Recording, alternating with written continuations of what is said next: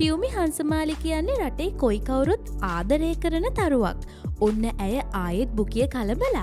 ඒ ඇයගේ හොඳම යාළුවා ගැන දාපු ෆොටෝ එකක් සහ පෝස්ට් එකක් හින්දා. ඒ වගේම ඇයගේ අනියම් පෙම්වතා ගැනත් ඇය එහි සඳහන් කරලා තිබුණා. ඉතින් ඒ ගැනයි අද අපි වීඩියෝවෙන් කතා කරන්නේ.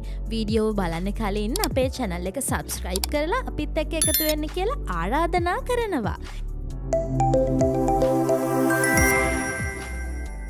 පියුමි කිව්වම ලංකාවේ නොදන්න කෙනෙකුත් නැති තරම්.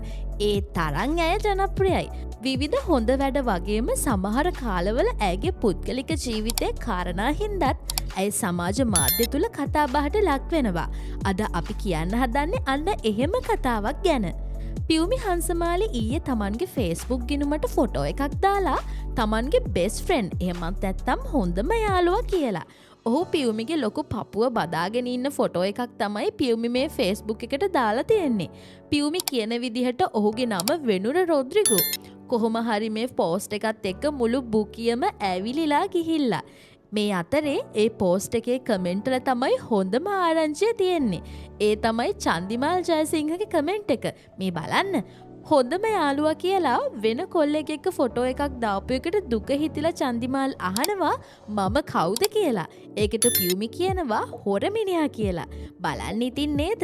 ඕවා ඇත්තද නැත්තද කියලා අපි දන්නේ නැහැ. ඒත් පියුමි හංසමාලිම එහෙම කියනවා නම් අපි මොනා කියන්නද ඒ ගැන නේද?